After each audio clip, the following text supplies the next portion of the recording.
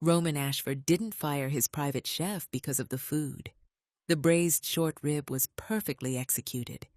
The sauce had a depth that most Michelin-starred restaurants would envy. His wine was chilled to the exact temperature he'd specified in the 12-page document his assistant had emailed to the agency 3 weeks prior. No. Roman fired Chef Dominique because of the humming. She had been humming while she plated his dinner. Something soft, barely audible, a melody he didn't recognize. She wasn't even aware she was doing it. That was the problem. Roman set down his fork, blotted his mouth with a linen napkin, and walked to the kitchen doorway. Chef Dominique turned with a practiced smile, ready to accept a compliment. "Pack your knives," he said. Her smile collapsed. "I beg your pardon?" The humming. Roman's voice was even, almost gentle. He had a gift for making cruelty sound reasonable. "I don't pay for entertainment. I pay for silence. You've been unable to provide that. We're done." Chef Dominique stood there for a full 10 seconds, spatula in hand, trying to understand how humming had just ended her career in the most prestigious private kitchen in Chicago. By the next morning, the story was all over the culinary world. "Humming," said Marcus Webb at his weekly poker game, shaking his head. The man fired someone for humming. Not off-key humming, just humming.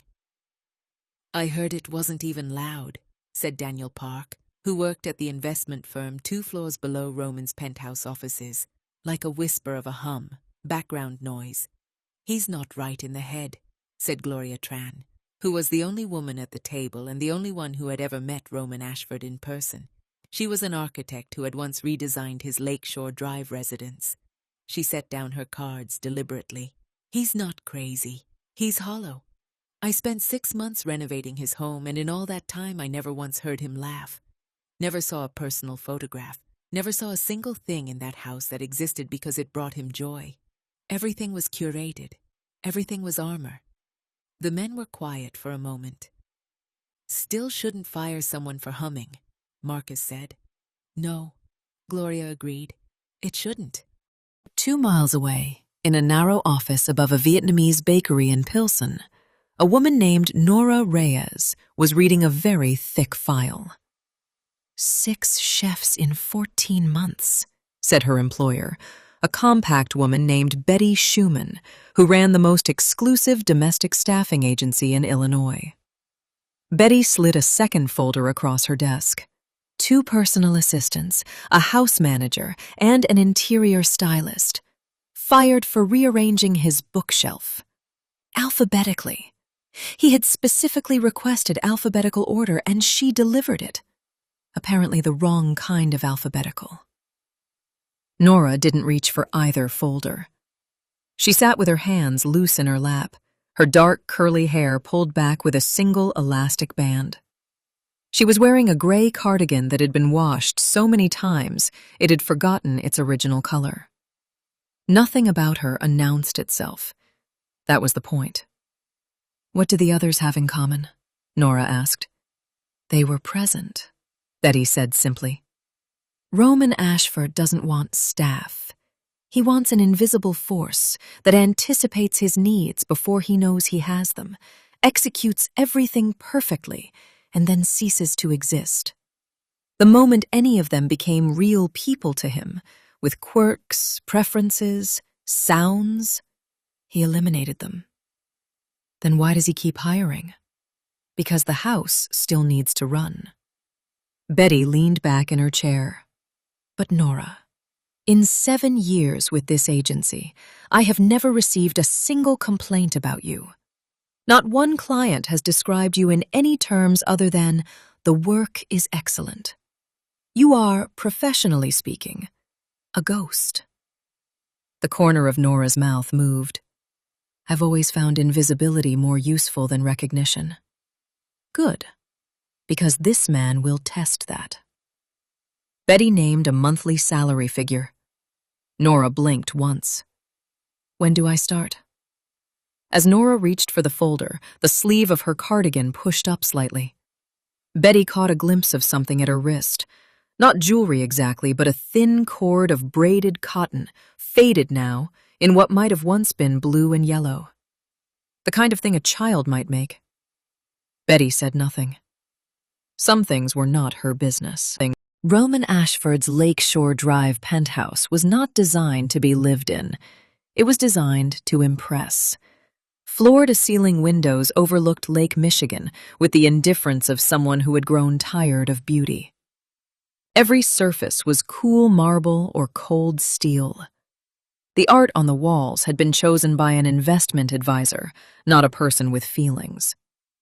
The bookshelves contained exactly the books that someone of Roman Ashford's stature was supposed to own, arranged in a way that suggested reading without providing evidence of it. Nora arrived on a Tuesday at 5 in the morning. The previous chef's departure had been chaotic. Pans left soaking, half a grocery order abandoned on the counter, a handwritten resignation note that had been scrunched into a ball and then, apparently, uncrunched and smoothed flat again, as if someone couldn't decide whether their anger was worth the gesture. Nora got to work. She removed her shoes at the entry and replaced them with soft-soled flats that made no sound on the marble. She found the kitchen in disarray and restored it methodically, not according to any system she imposed, but according to the logic of the space itself, following the wear patterns on the counters, the angles of the cabinet doors, the faint marks on the spice shelf where jars had lived so long they'd left shadows. She discovered, in the back of a deep pantry drawer, a small notebook. Not a recipe book, something more personal. Grocery lists written in 2 different handwritings, one precise and controlled, one loose, almost childlike. The dates on the lists stopped abruptly 11 years ago. Nora placed the notebook back exactly where she'd found it, at the same angle, and said nothing. She noticed the kitchen lighting was harsh and institutional. She adjusted the overhead fixtures, bringing them down from blinding white to a warmer tone that still provided functional light without the clinical edge. She found a small cast-iron skillet tucked behind newer, more expensive cookware, its surface seasoned with years of use. She set it at the front of the shelf where it could be reached without searching. She prepared a simple dinner: roasted chicken with herbs, root vegetables, a light broth. No presentation, no architectural plating, no sauce drawn across the dish with a squeeze bottle. Just food that had been made carefully and served honestly. She left it covered on the stove with a handwritten card that listed only the ingredients and the reheating temperature. Then she left through the service entrance and disappeared into the Chicago morning. Roman came home at 9. He stood in the kitchen doorway for a long time. He lifted the lid on the pot and breathed in. It smelled like something he'd forgotten the name of. Not a specific food exactly, but the idea of food. The kind of smell that meant someone had been paying attention. He ate standing at the counter, which he hadn't done in years. He ate the whole thing. He searched every surface for evidence of who had been there. There was none. No fingerprints, no personal items left behind, no lingering perfume or shampoo. Only the small handwritten card, the handwriting unfamiliar but somehow not the writing of a stranger. Roman went to bed that night without the television on. That was unusual enough that he noticed it. 3 weeks passed. Nora remained invisible. The evidence of her work was everywhere. The precisely timed meals, the way his dry cleaning appeared and disappeared without announcement, the small adjustments to the apartment that he couldn't quite name but felt every time he came home. The light was different. The air was different. The space had a quality he hadn't experienced since before. Roman began to watch for her. He came home at irregular hours. He reviewed the security footage from his system with the focused attention he usually reserved for quarterly earnings reports. But she was never there when he arrived, and she seemed to always finish before he returned. He told himself he was monitoring for security purposes. He told himself he was ensuring professional standards were being maintained. He told himself a lot of things. The day the dynamic shifted started with a delivery. Roman came home to find a brown paper bag on the kitchen counter. Inside was a container of soup, and beneath it, wrapped carefully in wax paper, a piece of cornbread. Not the artisan kind, with jalapeno and Gouda, the plain kind, slightly dense, with the faint sweetness of too much butter. The kind that came from a recipe that hadn't been changed in 50 years because it didn't need to be. There was no note, just the food. Roman unwrapped the cornbread and stood there holding it. His throat felt strange. He set it back down and went to pour himself a drink, and stood at the window for 20 minutes looking at the lake before he came back and ate the soup cold, sitting on the kitchen floor with his back against the cabinets, still in his suit jacket. He hadn't eaten soup like that since he was 8 years old. He checked the security footage from earlier that day. There she was, dark curls, grey cardigan, moving through his kitchen with the practiced quiet of someone who understood that presence and noise were not the same thing. She placed the bag on the counter, smoothed the paper carefully, and paused for a moment with her hand resting on it, as if offering something. Then she picked up her bag and left. Roman watched the footage 3 times. On her wrist, in the brief moment when her sleeve shifted as she reached up to adjust a cabinet door, he saw it. A thin cord bracelet, braided, faded blue and yellow. His lungs stopped working. He knew that bracelet. He had made the pattern. 2 colours, because they were the only embroidery floss left in the craft bin at Sunridge House. Blue for him, yellow for her. He had been 11 years old and terrible at braiding, and she had sat across from him for an entire afternoon, patiently redoing the sections he tangled, never once making him feel stupid for needing the help. "You're going to run out of wrist," she'd said, when they'd been braiding for 2 hours. "Then I'll put it on my ankle," he'd said. "I'll wear it forever." "That's dramatic." "I'm a dramatic person." She had laughed. It was a bright sound, surprised out of her. The kind of laugh that came from someone who hadn't expected to find anything funny. He had never heard a better sound in his life. Roman set down his phone. His hands were not entirely steady. Nora Reyes. He had spent 7 years and considerable resources trying to locate her after she'd aged out of the foster system and disappeared into a city that was very good at swallowing people who had nowhere to land. He'd found traces, an address, a job, a community college transcript, and then nothing. A wall of nothing, which he had told himself meant she'd moved on, built a life, was fine without him finding her. What he hadn't told himself, because it was too ugly to look at directly, was that the wall of nothing had been almost a relief. Because finding her would have meant facing everything he'd put down when he walked out of Sunridge House at 18, with a scholarship and a plan and the absolute conviction that the boy he'd been there was someone he needed to leave behind. Does she know who I am? Does she know that the Roman Ashford, whose penthouse she quietly tends, is the same Roman who sat across from her in a craft room, braiding embroidery floss into a bracelet she still wears? He didn't move, didn't breathe, just stared at the paused footage until the screen went dark. Roman did not confront her. Not yet. He was a patient man when patience served him. Instead, he began to leave things. First, a small succulent plant on the kitchen windowsill, nothing elaborate. The kind sold at grocery store checkouts in a terracotta pot with a small paper flag that said its name. He had given her one exactly like it at Sunridge House, the summer she turned 12, because she'd mentioned once that she wanted something alive in her room, and the house rules didn't allow pets. He watched through the security feed as she found it during her morning rounds. She stopped. She set down her bag. She picked up the small plant and held it at arm's length, studying it. And something in the careful way she turned it told him she was remembering. She placed it on the sill where it would get the most light. She began watering it daily. Next, a battered paperback left on the coffee table. A collection of short stories by an author neither of them had heard of until a volunteer at Sunridge House had read them aloud on Sunday afternoons.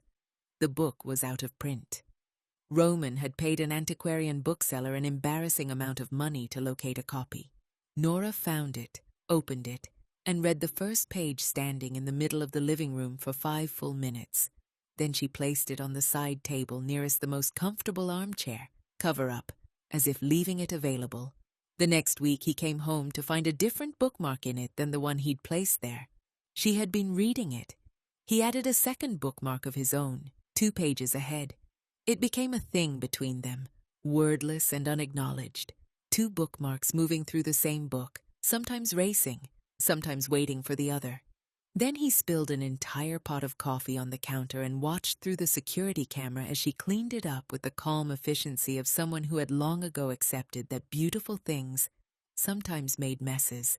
When she finished, she placed something small on the dry counter, a single caramel candy in a gold wrapper, the kind sold in bulk from a bin at the corner drugstore.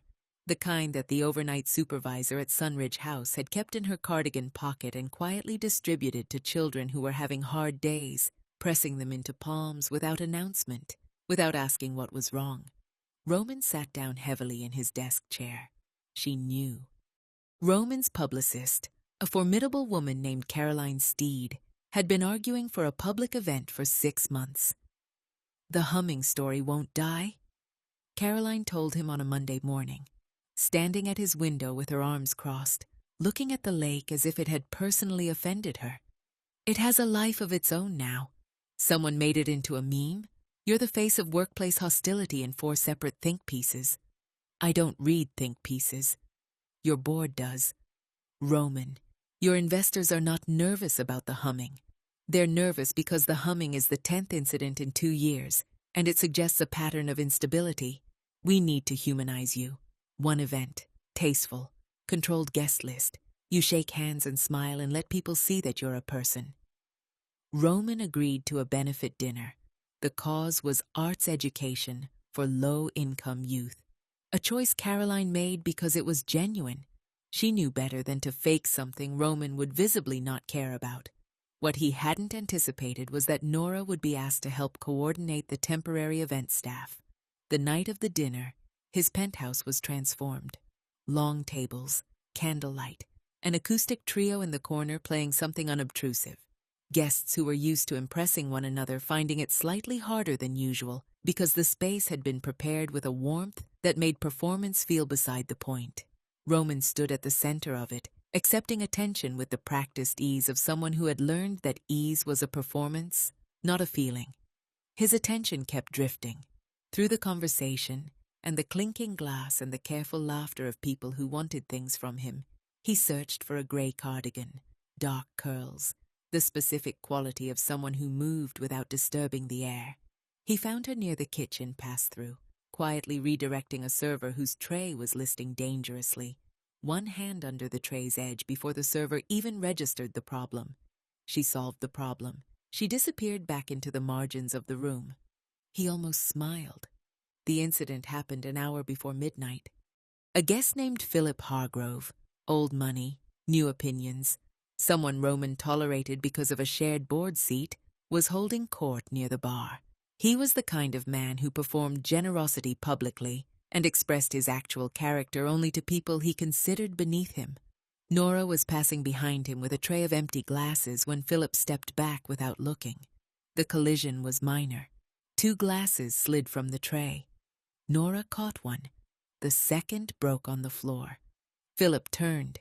His expression moved through surprise to irritation to a particular species of contempt that takes years to cultivate. Watch what you're doing. His voice carried. The acoustic trio paused between songs. Several heads turned. Do you have any idea? He looked her up and down with the practiced dismissiveness of someone who had decided her value before she'd spoken. "Do you know what I paid for these shoes?" Nora crouched to pick up the broken glass. Her wrist was visible. The bracelet was visible. "Leave it," Philip said, the way you might say it to a dog. Nora continued carefully collecting the glass. "I said leave it." Philip reached down and gripped her wrist to stop her. Not hard, just enough to establish that he could. That was the moment Roman moved. He didn't hurry. He crossed the room at a pace that was somehow more unsettling than rushing. Deliberate, inevitable, the way pressure builds before something breaks. 2 guests stepped out of his path without being asked. Caroline across the room put her hand over her eyes. "Philip." Roman's voice was quiet. It was always quiet. "Let go of her wrist." Philip let go. He straightened. "Roman, she broke a—" "I know what she did." Roman crouched down beside Nora.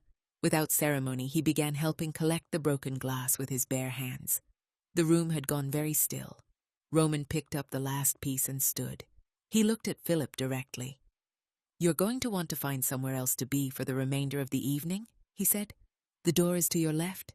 Caroline will arrange for your car." "Roman, this is ridiculous." "The board seat you hold exists at my discretion. I'd encourage you to think about that on the drive home." Philip left. The acoustic trio began playing again. Conversation resumed. Roman stood for a moment next to Nora, both of them looking at the floor where the glass had been. "I have to finish the—" she started. "The staff can handle it." He paused. "Not tonight, not now, but soon. We need to talk."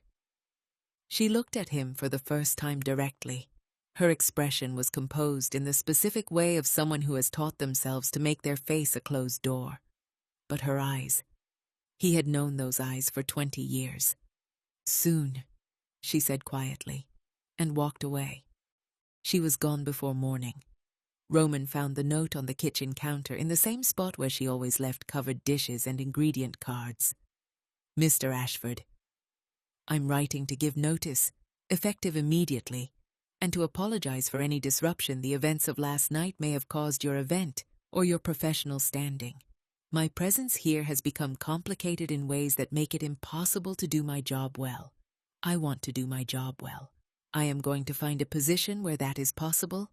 The bracelet you may have noticed, I made it a long time ago, with someone who was kind to me when kindness was not something I had any reason to expect.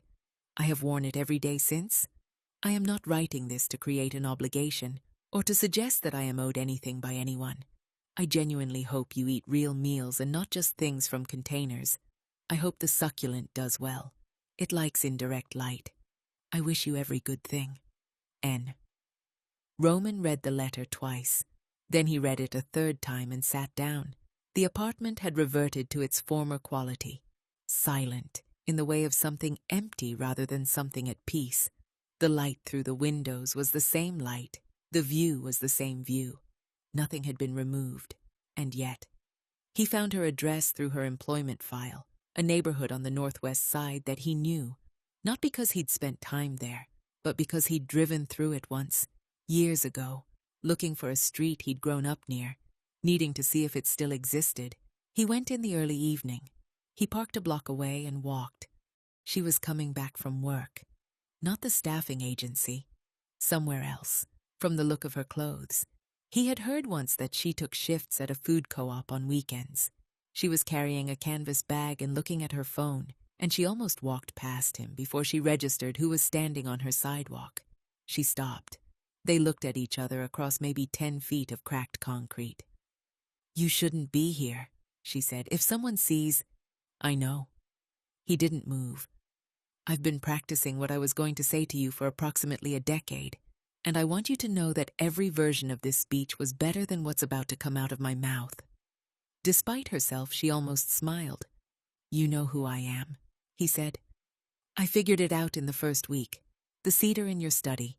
You always smelled like cedar when you'd been in the woodworking room at Sunridge." She paused. "Also, you still make the same face when you're reading something you disagree with. Your whole forehead goes flat. That's humiliating." "Little bit." He took a breath.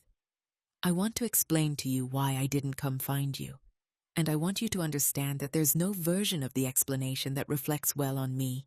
And I'm going to tell it to you anyway because I think you've spent years constructing reasons why it was fine. And it wasn't fine. And you deserve to hear someone say that. She was very still. When I left Sunridge at 18, I made a choice, he said. I decided that the way to survive, the way to become someone that the world couldn't break, was to stop being the person those years had made me. I cut everything. Not just the difficult things, everything. Because the difficult things and the good things were attached to each other, and I couldn't figure out how to keep one without the other. I found you when I was 27, he continued. I had the resources. It wasn't hard. I found your address and your job, and I drove past your building twice. And then I went home and I told myself it was better to let you have your life without me reappearing in it to make it complicated. Nora's jaw was tight. That was a story I told myself, he said. The actual truth was that walking up to your door would have meant admitting that the boy who braided friendship bracelets in a foster care craft room was still somewhere inside me, and that person was terrified, and the Roman Ashford I'd built was not allowed to be terrified of anything. You watched someone else living my life, she said. Her voice was controlled, but her hands were not. Yes. While I was... She stopped. She looked at the sidewalk. There were years that were very hard, Roman, and I didn't have anyone who... She stopped again. I know. The words were quiet and inadequate and true. I know that. And I am not going to ask you to forgive it because I don't think I would if our positions were reversed. I'm here because you came back, not because you knew it was me. You took a job, and you did it with more care than I had any right to. But somewhere in those weeks, something shifted. And I kept watching the security footage not because I was doing my job, but because the way you moved through my house was the only thing in 20 years that made it feel like something other than a place I stored my things. Nora looked up. I'm not asking you to resume anything, he said. I know that's not how it works. I'm asking if you're willing to let me. He paused. Start. Start what? I don't know exactly. Something that isn't what I've been doing. He reached into his jacket pocket and pulled out a small square of fabric.